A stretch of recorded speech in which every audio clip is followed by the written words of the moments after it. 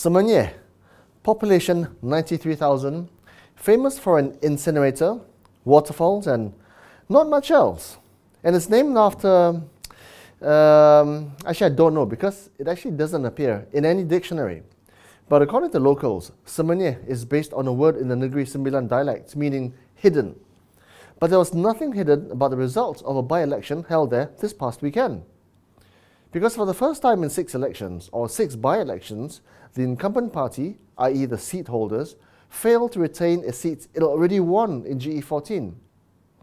In the first 4 by-elections, which are held if the seat is vacated in the case of, say, a death, Pakatan Harapan retained those seats, 3 in Selangor and the other in Port Dickson. But with Barisan holding on to Cameron Highlands in a by-election in January, and now by wresting Semenyih from PH, folks are now asking, and rightly so too, if Pakatan is losing its grip on power and the all-important Malay vote. It wasn't a flash in the pan either. Total voter turnout was over 73%, the highest of the 6 by-elections, including for Semenyih, since the general elections in May last year. So that means the mood among Malay voters appears to be souring a little towards PH. This article points out that the mini Malay tsunami shows that Pakatan is facing an erosion of Malay support.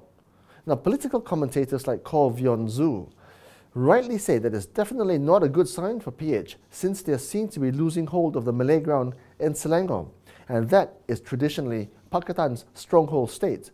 So that's a back-to-back loss for Pakatan. What went wrong? Well, among my peers, some of whom actually voted in Semenyih, or who are actually on the ground there, it was simply a case of promises made but not kept. And these were simple issues, but national issues like rising living costs, a lack of job opportunities, and poor progress in economic reform, all of which has unusually become more important than local matters. So folks there say, if you make promise, please keep them. Otherwise, this happens. Other factors also came into play. It was said that Bersatu's choice of candidate, Muhammad Aiman Zainal, backfired. He was too young, too little charisma, and there was also the lack of a unified message from Pakatan, with ministers in the press contradicting each other.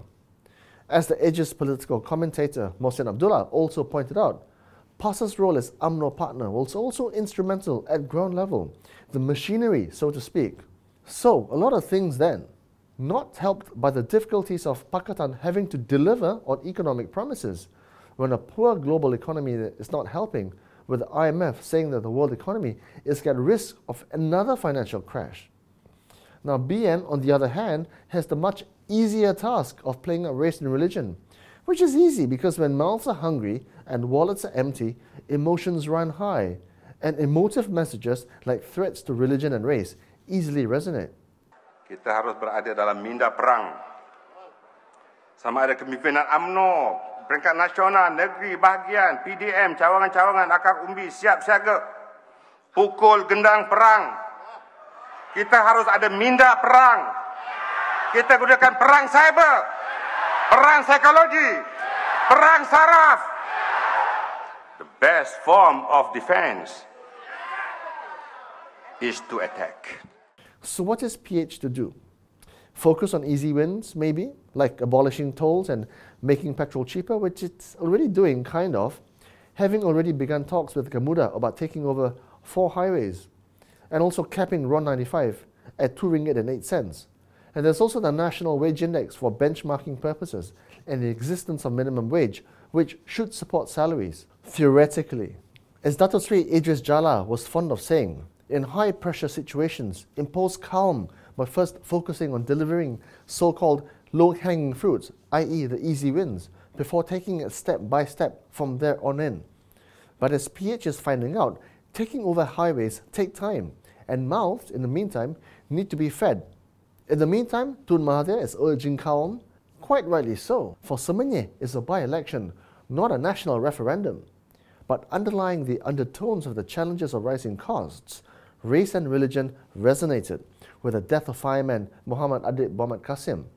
Hence, my friends in the media tell me that there are moves afoot for Finance Minister Lim Guan Eng to be less visible and for his deputy to take on more public appearances.